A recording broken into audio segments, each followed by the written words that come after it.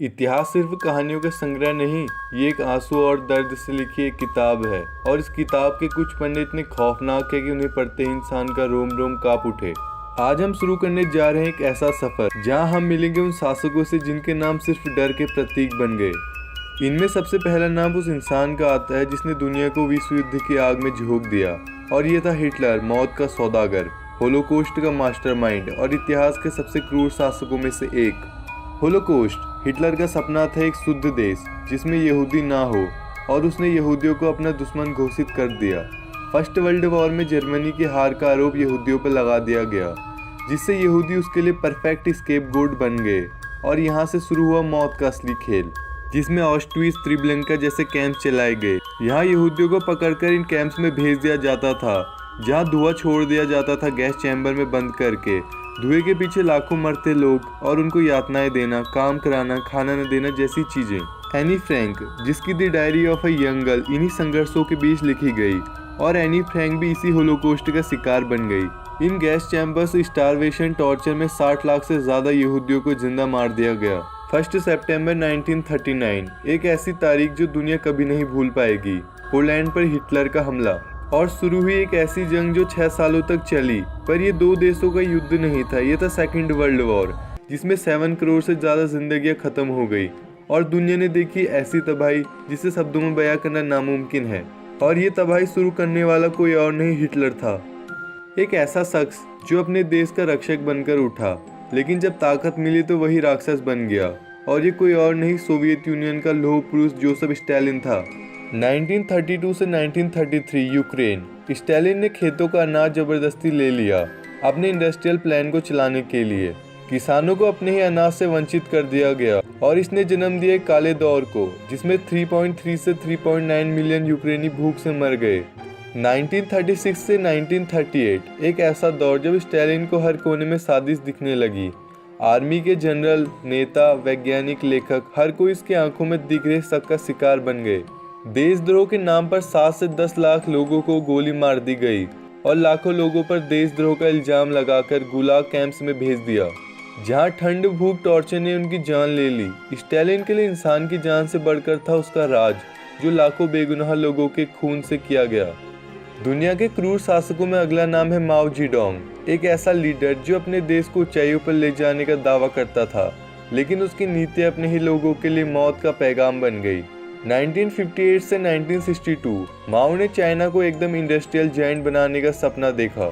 इस सपने में लोगों को खेत से निकालकर स्टील बनाने में लगा दिया गया। इसके कारण भूखमरी का एक ऐसा तूफान आया जिसमें 2 से 3 करोड़ लोगों की मौत हो गई। कल्चर रेवोल्यूशन 1966 से 1976 माओ ने पुराने विचारों को मिटाने का मिशन शुरू किया। स्कूल, मंदिर, इतिहास की किताबें सब जला दी गईं।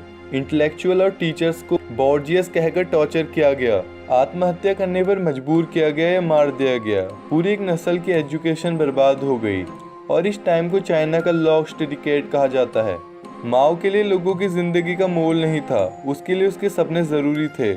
उसके सपने ने एक विशाल राज्य को भूख और डर के जाल पर नष्ट कर दिया। दुनिया का सबसे बड़ा क्रूर शासक, एक ऐसा नाम जो 12वीं सदी में उठा और पूरी दुनिया का नक्शा हिला दिया। मंगोलों के खुले मैदानों से निकला एक छोटे से कबीले का सरदार का बेटा, कुछ ही सालों में जिसने दुनिया को सबसे बड़ा साम्राज्य बना लिया, चंगेज खान।